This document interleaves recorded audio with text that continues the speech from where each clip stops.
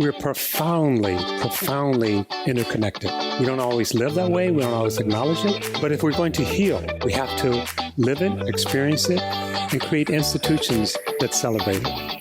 Can we create a we where no one's on the outside of it? Welcome to the Uplift with Zedek, real talk for real change. Before we jump in, a quick reminder of why we're here and what we hope to achieve. We're here to build authentic community relationships and help fuel social transformation in Asheville, North Carolina. We believe collective liberation is not only possible, but probable as we share, listen, and learn together.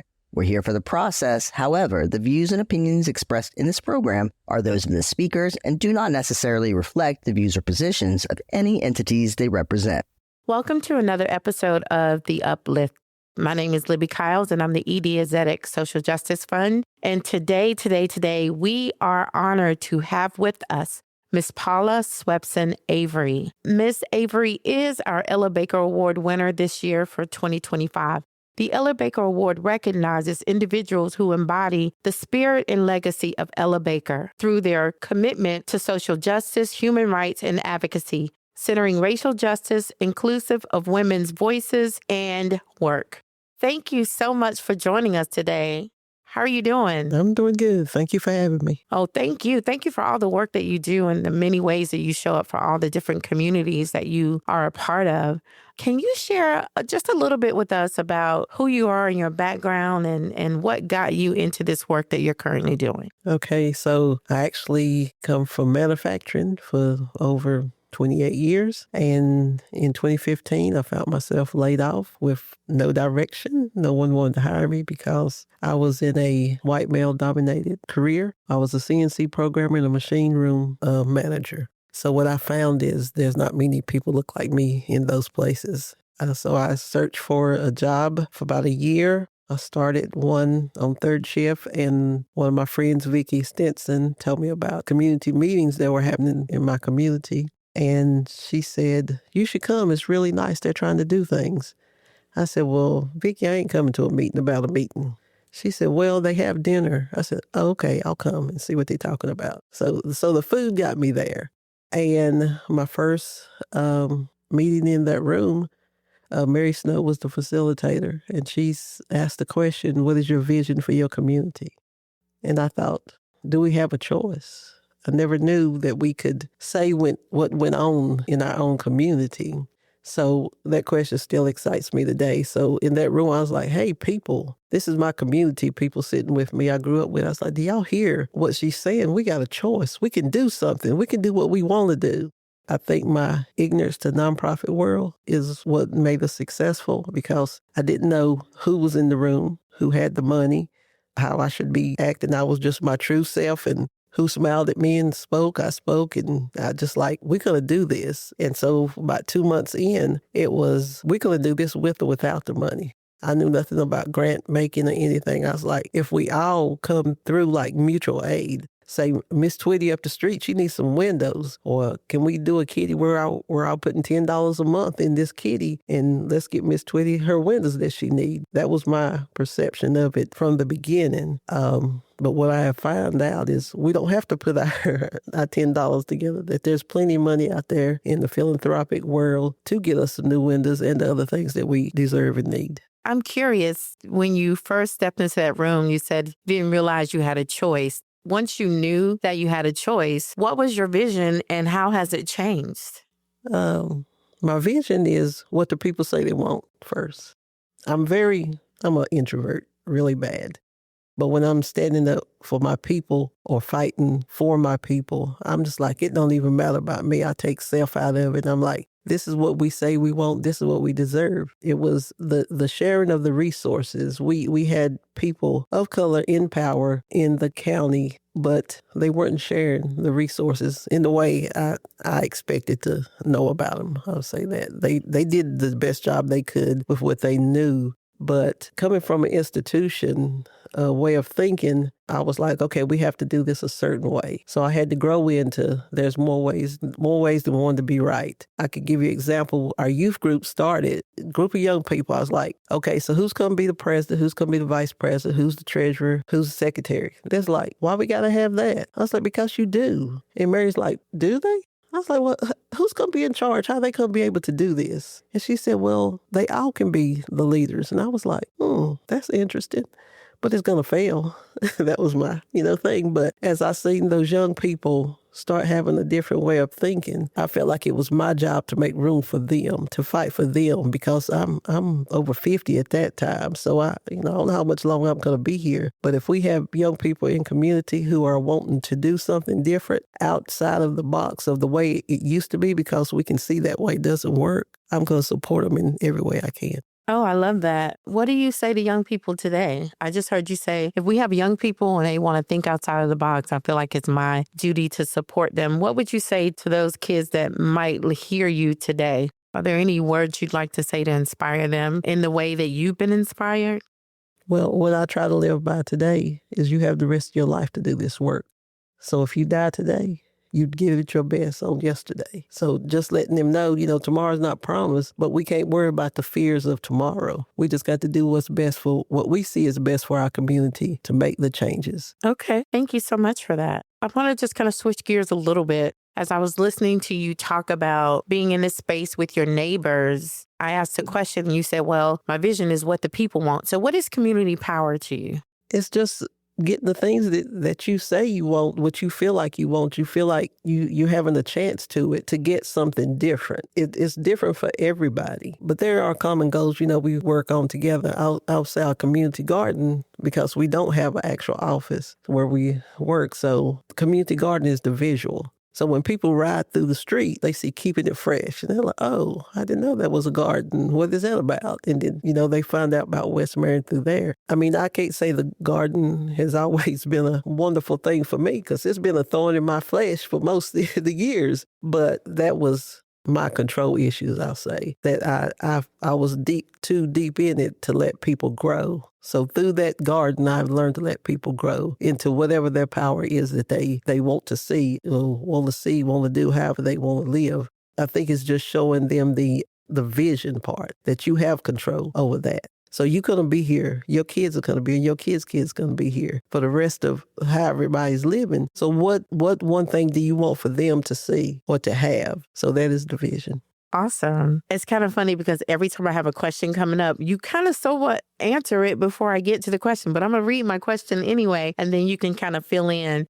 So under your leadership, West Marion Incorporated has grown significantly from a small seed funding to a $1.2 million annual operating budget. What has been the key factors that have enabled that growth? Honesty and transparency. I think those are the key things, because we have nothing to hide. Because if you hide stuff, then people don't trust you. And I think just having the opportunity for people in community to come together monthly to talk with one another and share stories, lived experiences, and what the future needs to look like. I say our staff, the youngest now is 21 and the oldest is 73. So we're all important, and we all bring something different. To become an employee of West Marion Incorporated, there's no application process. There's a willingness to be in your community and give your heart and soul. And then we find the money. We don't chase the money, we chase the work.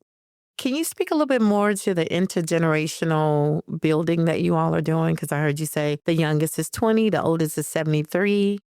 Yeah, so it just worked out that way. You couldn't write this story. I can say before I got laid off, I was saying, okay, I'm 50. I was getting ready to buy me a Corvette, and I was just going to ride it out until time to retire. But God had another plan. He knew that I was not going to quit my good paying job to go work in nonprofit, because at the time, only thing I knew about nonprofit is you didn't make no money there. And that was the bottom line. I was like, okay, so just thinking about how I didn't know about this world, but I had a passion for people. I had a passion for community.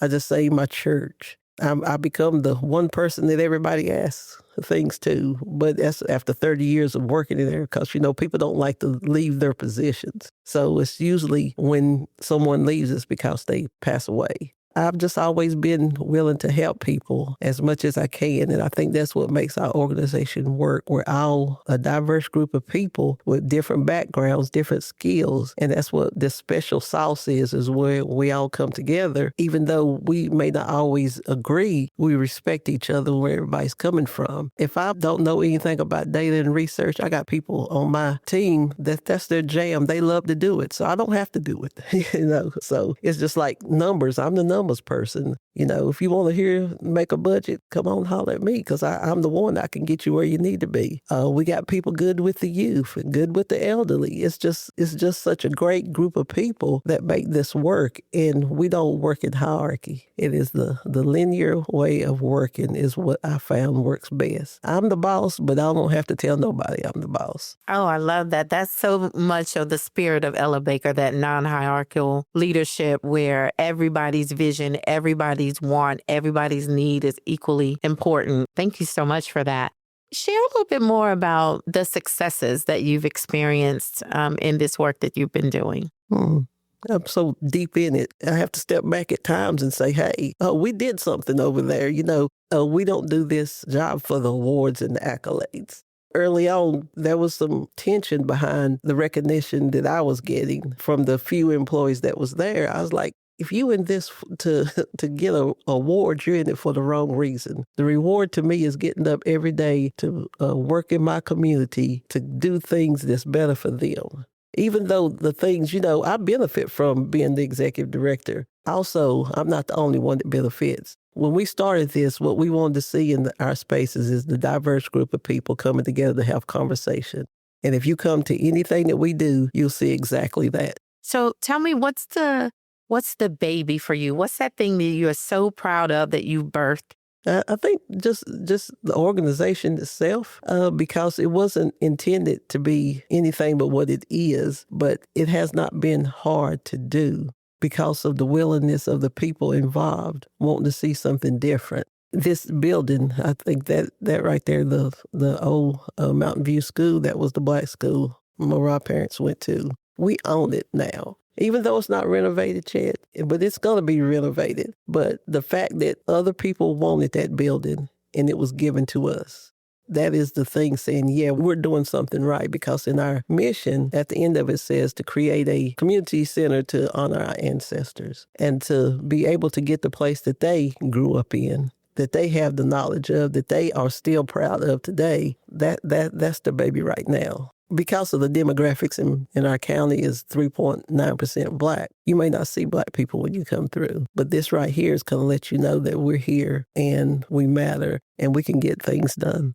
Oh, I love that. I often meet people and they say, where are the Black people in Asheville? And so hearing you talk about the demographics where you are and having a place where people can see that although you may not see us all on the street, you know that we are here, we've been here, and we have impact. What's the vision for that building? What are the things you all are hoping to have? Okay, so we're going to have a primary care clinic, behavioral health, and the pharmacy with Party Hospital. So we're already working with them, got the letter of intent.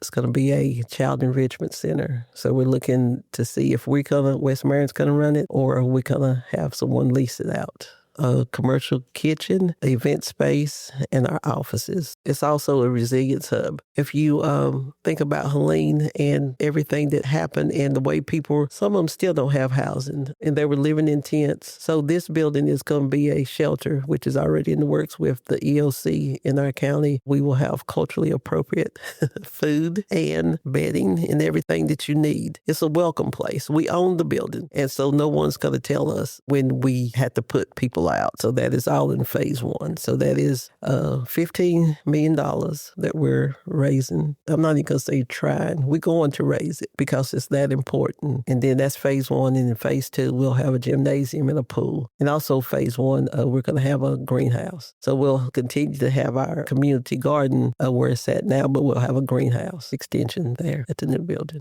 Oh, that all sounds so amazing. So what obstacles have you had to face as you've been doing all this amazing work? People not believing, institutional partners not believing in us. So we, very early on, we did a recommendation to policymakers. And we had data talking about the social determinants of health. And we sat down with the county manager. And he was going through it. He was like, oh, this is nice. So where did y'all get this data? Did you sit down at your kitchen table and make it up? Yeah.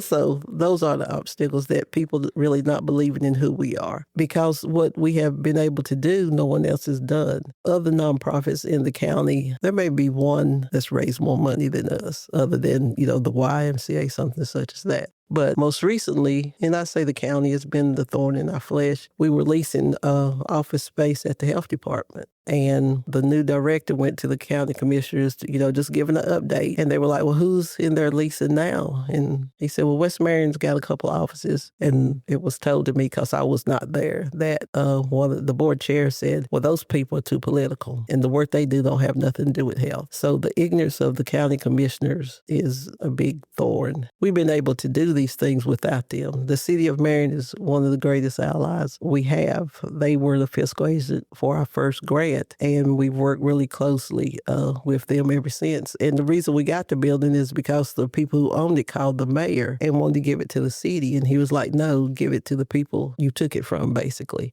Institutional partners, McDowell Tech, EMS, those are just wonderful partners that, like during Helene, we've had such a good relationship with the EOC that because of the rain the couple of days before, 36 hours, they were already worn down and their staff needed to rest. And they called and said, can y'all come in your organization, come and help answer phones? And we went there. It's just like we have each other on speed dial. We can call each other whenever there's a need. When I got there that night, the sheriff's department was running out of fuel for their cars. And I was like, well, where I live, there's a gas station right there and they got gas. So you might want to call over there. There's like, wow, thank you. But that's just the relationship we had, because when we go into the room with the EOC, we're respected. They have simulations and they have an actual table for community. One thing we decided this year is that if there's a hurricane or evacuation, we'll set up in a certain spot and take people's name and where their address and where they're going to. So when their loved ones is looking for them, we'll already have that information. So even though we don't have,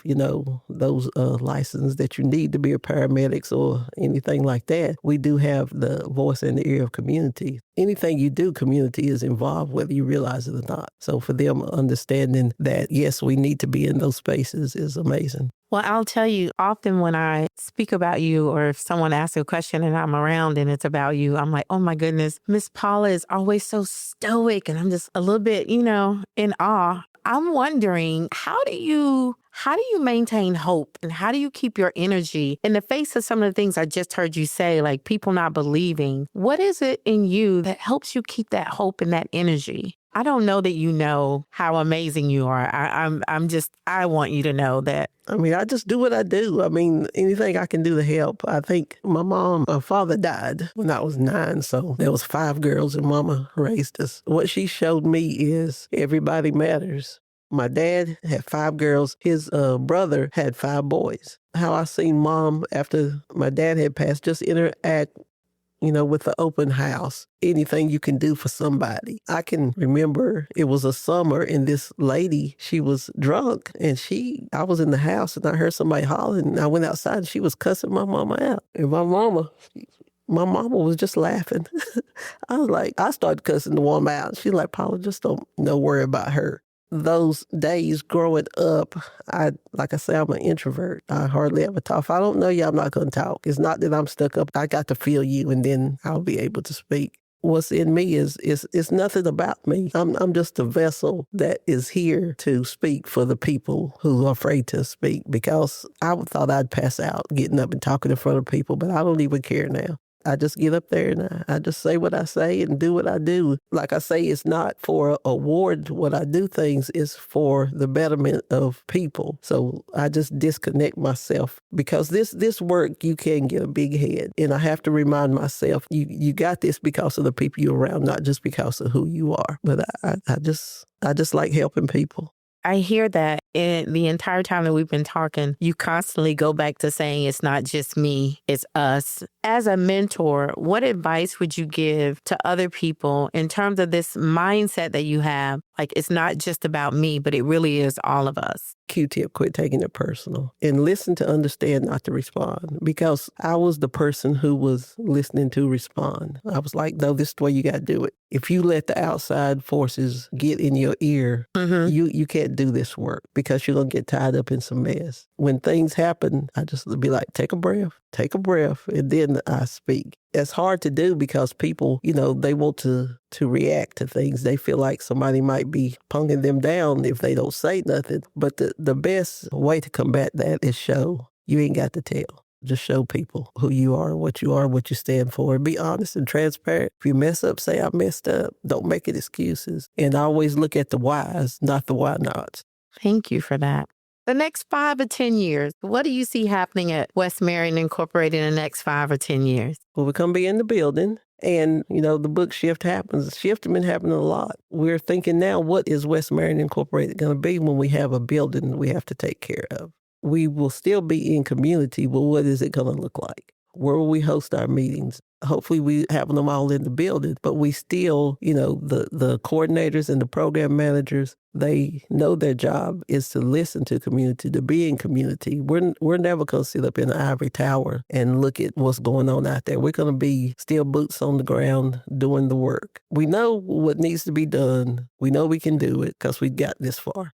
Looking back on your journey so far, what are the lessons or the truths that you wish more people understood, particularly around community organizing and social justice work? First of all, everything that we talk about, what we hear is real. And then sometimes just your own people don't understand what social justice is. It's like, well, I made it. There ain't nothing held me back. I was like, well, you were one of the lucky ones. Praise God.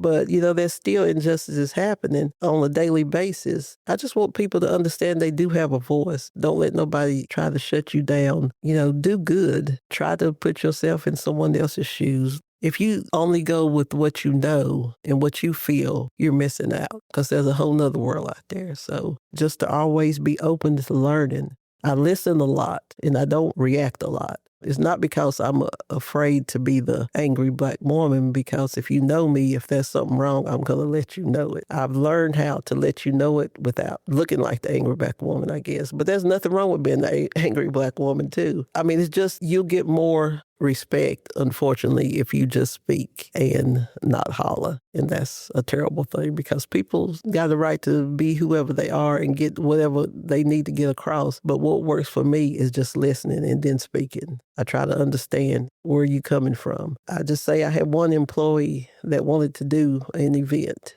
And it was a 4-hour event, and they wanted to do a change every hour. And I sit on this phone with this person for 2 hours, letting them understand the why that wasn't going to work. I did get upset, and I wanted to fire them right there because they wasn't getting it. But what good am I going to do if I just get upset? I need you to understand the whys, why we do it this way. I don't want you to think that I don't believe in you and your vision, but at the same time, we got to make this make sense. So. Well, wise one, I really wish you could give me some tips on not worrying about being the angry Black woman, because I'm going to tell you, I still stay in that lane sometimes. I get the jitters thinking that, how is someone going to perceive me? So it's really nice to hear you say, you know what, if something's not right, I'm just going to say what needs to be said. So thank you so much for that. What does this award mean to you? When I got the call from you, I was like, what? I mean, like I said, I am so deep in it. I'm surprised when people know who I am. I'm just Paula. I'm the same person that I've always been. But this award, I think, is a appreciation to my community more than anything else. When I read it and when Mary shared it with me, I was like, you kidding. They ain't gonna pick nobody like me for this, What am I doing so special? I'm just out there talking and, sharing ideas and resources and knowledge. One of the biggest things I've been telling people here lately is I'm working on Black reparations, whether y'all like it or not. Because what I'm making sure is everybody who worked for me, they get a living wage. They felt appreciated.